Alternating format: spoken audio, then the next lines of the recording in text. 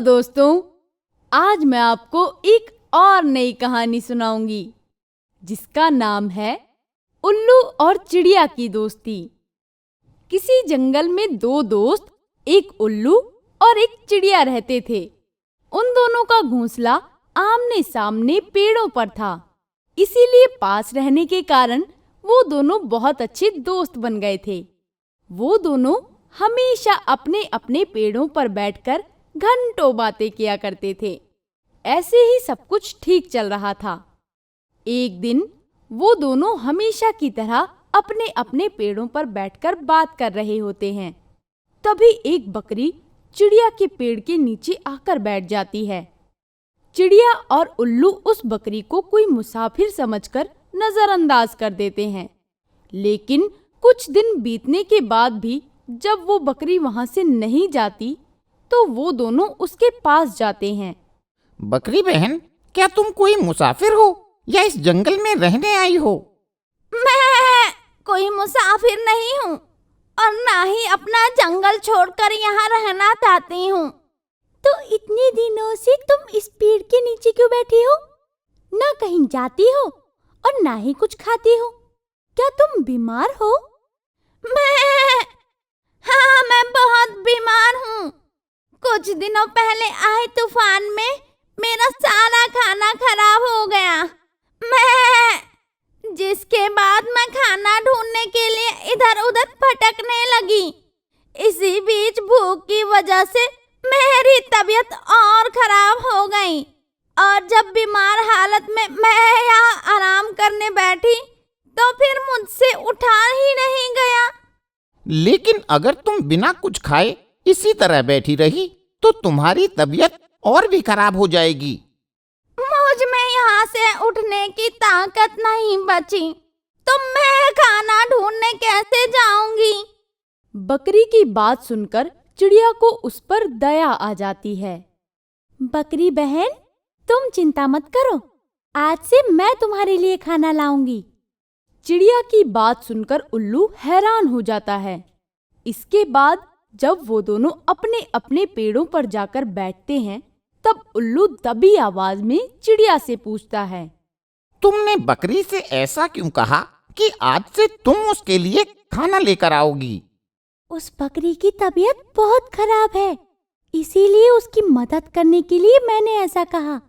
कुछ समय बाद जब उसकी तबीयत ठीक हो जाएगी तब वो खुद अपना खाना तलाश लेगी। ऐसा कहकर चिड़िया वहां से उड़ जाती है। कुछ देर बाद वो अपनी चोंच में घास के कुछ टुकड़े दबाकर लाती है। थोड़ी सी घास देखकर उल्लू उससे कहता है, इतनी बड़ी बकरी के लिए तुम ये लेकर आई हो? इस घास से इस बकरी का कुछ नहीं होगा। मैं जानती हूँ इतनी घास से बकरी का पेट नहीं भरेगा, लेकिन मैं उस बीमार बकरी की मदद करने के लिए जितना कर सकती हूँ उतना तो कर ही रही हूँ ना। ये सुनकर उल्लू को खुद पर शर्म आती है। वो चिड़िया से माफी मांगकर वापस अपने घोंसले में जाता है। इसी तरह चिड़िया हर रोज बकरी के लिए थोड़ी थोड़ी घास लाती रहती है। देखते ही देखते बहुत दिन बीत जाते हैं, लेकिन अभी भी बकरी की सेहत में कोई सुधार नहीं आता। ये देखकर चिड़िया बहुत उदास हो जाती है। बकरी की तबीयत तो ठीक होने का नाम ही नहीं ले रही। अब मैं क्या करूं? अपनी दोस्त को इस तरह परेशान देखकर उल्लू को बहुत बुरा लगता है और वो चिड़िया की मेहनत और नेक दिली से प्रभावित होकर उसकी मदद करने का फैसला करता है। दोस्त, तुम उस बीमार बकरी की सहायता करने के लिए इतने दिनों से मेहनत कर रही हो और मैं खाली बैठा तुम्हारा मजाक बना रहा हूँ। इसके लिए मुझे माफ कर दो। मैं अपने किए पर बहुत शर्मिंदा हूँ। मैं अपनी गलती सुधारना चाहता हूँ, इसलिए आज रात से मैं भी बकरी के लिए खाना लेकर आऊंगा। उल्लू की बात सुनकर चिड़िया बहुत खुश होती है।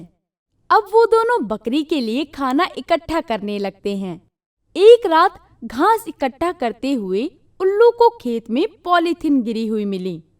पॉलीथिन को देखते ही उल्लू को एक तरकीब सूझी। थोड़ी थोड़ी घास अपने पंजों में दबाकर ले जाने से अच्छा है मैं घास एक जगह इकट्ठा कर उसे इस पन्नी में भरकर बकरी के पास ले जाऊं। इससे कम समय में बकरी के लिए बहुत ज्यादा खाना इकट्ठा हो जाएगा। ये सोचकर उल्लू जल्दी से पॉलीथीन उठाता है और सारी घास को एक जगह इकट्ठा करके उसे अपने पंखों की मदद से पॉलीथीन में भर लेता है। फिर पॉलीथीन को अपने पंजे में दबाकर उसे बकरी के पास ले जाता है। अगली सुबह उल्लू पिछली रात की सारी बात चिड़िया को बताता है। कल रात मुझे बकरी के लिए खाना इकट्ठा करने के लिए एक बहुत अच्छी चीज मिली।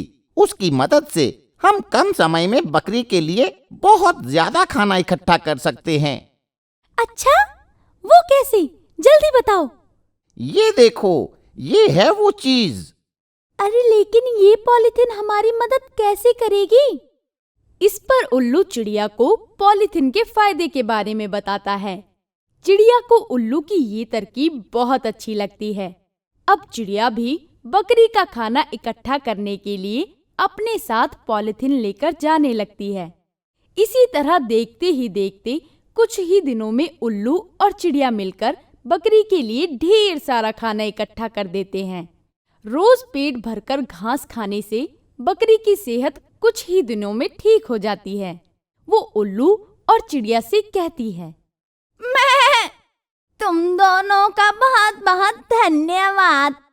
अगर तुम मेरी मदद नहीं करते तो अभी तक तो मैं मर चुकी होती।